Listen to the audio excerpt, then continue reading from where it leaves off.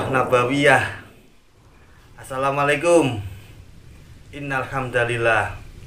Ayo, mari kita baca sholawat bersama-sama. Allahumma sholli ala Muhammad wa ala ali Muhammad. Amma ba'du. Saya sampaikan terima kasih untuk 1000 subscriber. Pemirsa, makan kentang, makan tomat. Giveaway datang biar tambah semangat. Ya, di kisah ke-42 ini akan saya bagikan giveaway, yaitu emas ya, setengah gram aja ya, jangan banyak-banyak, sama kitab Sirah Nabawiyah, bukan ini ya, bukan Sirah Nabawiyah tapi Al-Bidayah wa Nihayah, tapi di dalamnya ada Sirah Nabawiyahnya juga, yang Ibnu Katsir tapi yang rangkuman.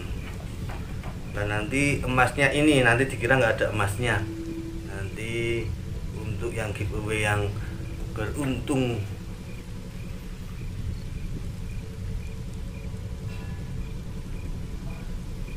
Oke, langsung saya bacakan kisahnya. Nanti giveaway-nya, pertanyaannya ada di akhir. Langsung kita masuk di kisah.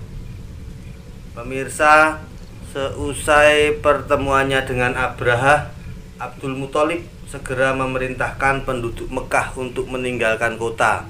Ini kaitannya dengan yang dulu sudah saya sampaikan di kisah ke-41. Mereka lalu mengungsi ke gunung di luar Mekah. Dari atas sana mereka menyaksikan apa yang akan Abraha perbuat terhadap Ka'bah. Abraha sudah berniat untuk menyerang Ka'bah. Abdul Muthalib sambil memegang rantai pintu Ka'bah dan bersama beberapa orang Quraisy berdoa, "Ya Allah, sungguh seorang hamba telah melindungi pelananya, maka lindungilah rumahmu. Ya Tuhan, salib mereka tidak akan mengalahkanmu besok pagi." Esok harinya, saat itu harinya adalah hari Ahad, Abraha dan pasukannya sudah siap menyerang Ka'bah. Ketika gajah-gajah telah diarahkan masuk ke kota Mekah, Nufail bin Habib ini sudah saya sampaikan kisahnya di kisah ke-30. Muncul di samping Gajah Mahmud lalu membisikkan kalimat. Jadi gajahnya itu namanya Mahmud. Nufail berbisik, "Duduklah wahai Mahmud, atau pulanglah dengan damai ke tempatmu semula, karena sesungguhnya engkau sekarang berada di tanah haram." Setelah itu mengatakan kalimat itu, Nufail pergi dan naik ke gunung. Pemirsa, Mahmud tiba-tiba terdiam di posisi duduk. Seorang prajurit memukulnya agar berdiri, karena memang tugasnya adalah untuk berperang itu. Namun ia menolak. Dicucuk lambungnya, bahkan diiris perutnya agar berdiri.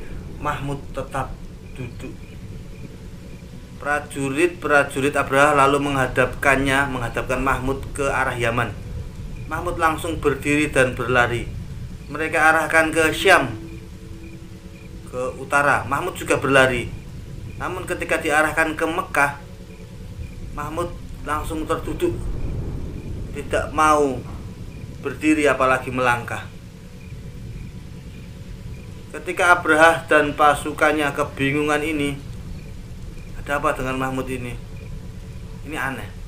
Ketika sedang dalam kebingungan ini, Allah mengirimkan burung dari arah laut. Warnanya hijau dan berkepala binatang buas. Ini nyata. Burung warnanya hijau dan berkepala binatang buas. Menakutkan. Setiap burung membawa 3 batu, masing-masing 1 batu di paruh dan di 2 kakinya. Batu itu kecil, ukurannya sebesar kacang.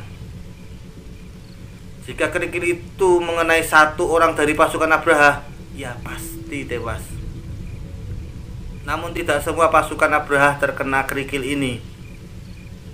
Orang-orang Mekah dari atas gunung menyaksikan sebagian dari pasukan gajah ini kocar-kacir, berlarian menyelamatkan diri. Mereka mencari-cari Nufail, memintanya menunjukkan jalan pulang kembali ke Yaman. Penduduk Mekah menyaksikan dari atas gunung bagaimana pasukan Abraha yang berjumlah 60.000 personil diporak-porandakan oleh tentara-tentara Allah dengan kerikil dari tanah terbakar yang dilepaskan oleh burung ababil. Abraha sendiri tidak mati di tempat. Dia dibawa prajurit-prajuritnya kembali ke Yaman dengan luka yang sangat parah. Abraha tewas sesampainya di Yaman dengan keadaan anggota tubuhnya berceceran, jantungnya keluar dari dada. Allah Subhanahu wa ta'ala mengabadikan kejadian ini dalam Al-Quran. Betapa Abraha dan pasukannya menjadi seperti daun-daun yang dimakan ulat. Ini nyata. Allah mengirimkan siksaannya. Mereka menjerit ketakutan seperti kambing yang ditinggal kambing lainnya.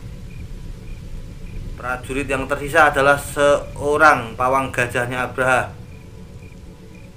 Dia masih hidup sampai zaman Aisyah binti Abu Bakar dalam keadaan matanya buta dan duduk meminta-minta makanan pada manusia.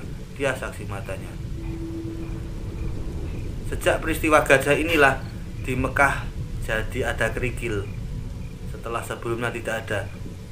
Jadi pemirsa, memang ada beberapa daerah itu yang tidak ada kerikil atau batu. Coba cek misalnya di daerah Merauke, Papua itu juga sangat jarang ada kerikil maupun batu.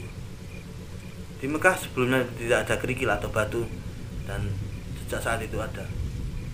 Dan sejak saat itulah untuk pertama kalinya di sana dijumpai ada pohon-pohon berbuah pahit, yaitu pohon harmal, pohon hangzal, dan pohon usyar. Peristiwa gajah ini menjadikan nama Quraisy melambung. Orang-orang di Jazirah Arab bahkan sampai berlebihan mendewa-dewakan mereka.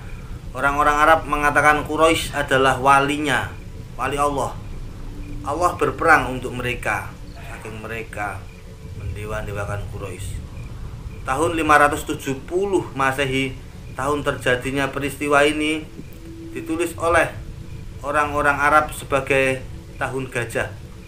Pada tahun inilah Nabi Muhammad SAW lahir di tanggal 12 Rabiul Awal, hari Senin. Baginda Nabi SAW lahir tepat 50 hari setelah peristiwa besar ini. Sebelum masuk ke kelahiran Nabi Muhammad SAW, nanti akan kita kupas dulu tentang ayah atau ibunda Nabi Muhammad SAW, yaitu Abdullah bin Abdul Muthalib dan Aminah binti Wahab, karena banyak kisah tentang mereka yang harus kita ketahui bersama.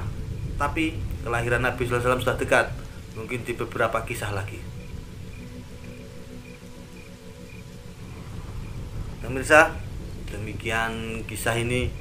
Mari kita tutup dengan doa. Ya Allah, aku memohon kepadamu untukku dan untuk semua orang dari golongan manusia maupun golongan jin yang menyimak kisah ini. Aku mohon Engkau memberikan rahmat kepada kami dan akhir kematian yang baik kepada kami, husnul khotimah. Amin. Demikian. Oh ya, untuk giveaway, pertanyaannya adalah berapa kali saya Bang Salman mengucap nama Allah di video ini, kisah ke-42 ini. Jawaban langsung ditulis di komentar ditambah dengan kalimat sholawat. Oh ya, jangan lupa subscribe juga YouTube ini, di like postingan ini. Pemenang akan diundi yang jawabannya benar dengan aplikasi random. Nanti undiannya insya Allah fair. Oke, demikian pemirsa. Makan kelapa menyehatkan jantung. Sampai jumpa dan semoga beruntung. Saya Bang Salman. Wassalamualaikum warahmatullahi wabarakatuh.